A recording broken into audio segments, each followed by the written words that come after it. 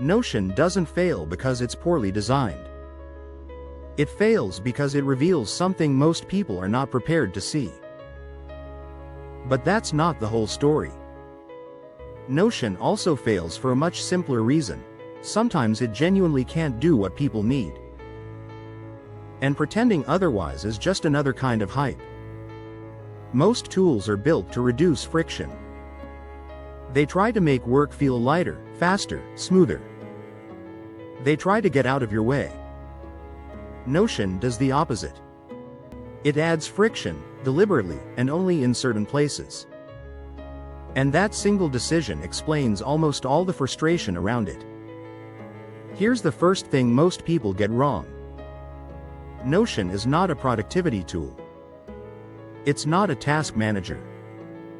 It's not a note app. It's not a system that tells you what to do next. Notion is a thinking surface. It's a place where unfinished thoughts, partial ideas, and unclear priorities are forced to exist in front of you. That matters because thinking is not linear. It's messy. It loops back on itself. And it's often uncomfortable. Most productivity tools are designed to hide that reality. Notion doesn't. This is why people say Notion feels heavy. They don't mean technically complex. They mean emotionally heavy. Because clarity has a cost. When your work is unclear, you can always stay busy. You can respond to messages. You can check boxes. You can keep moving without deciding very much. Notion interrupts that pattern. Before it lets you move forward, it asks questions. What is this actually about? Where does this belong? Why does this matter? Those questions slow you down. But more importantly, once something is written clearly, you can no longer pretend you don't see the problem. That's exhausting. And that's why Notion often feels judgmental. Not because it criticizes you, but because it mirrors you. And this isn't just a theory. In a 2023 internal survey by Notion's own design team, over 1,200 knowledge workers were asked about their experience. Almost 70% stopped using Notion within the first month.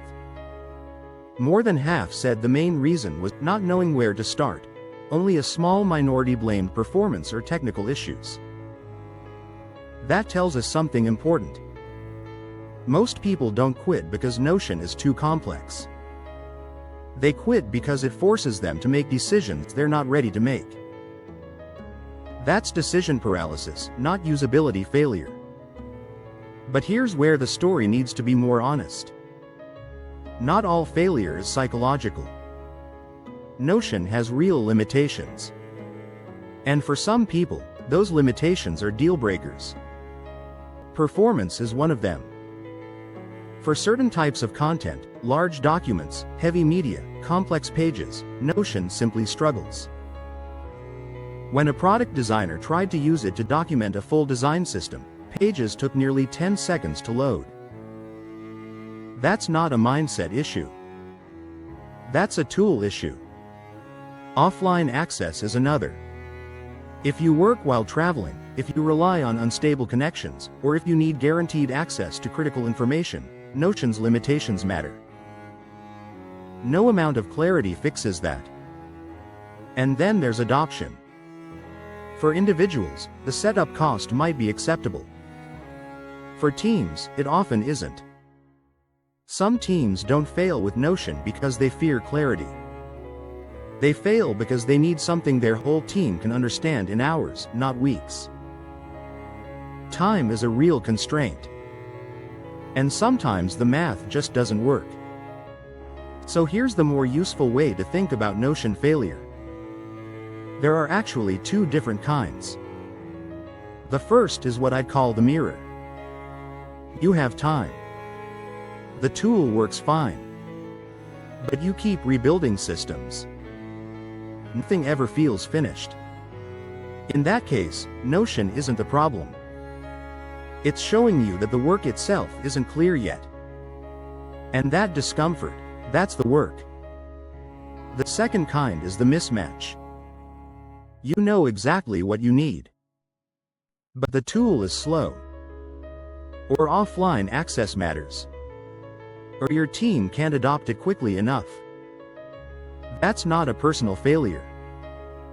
That's a constraint mismatch. And the correct move there is not to push harder. It's to choose a different tool. Once you see this distinction, the question changes. It's no longer, is Notion good or bad? The real questions are, what kind of work am I doing? What constraints actually matter?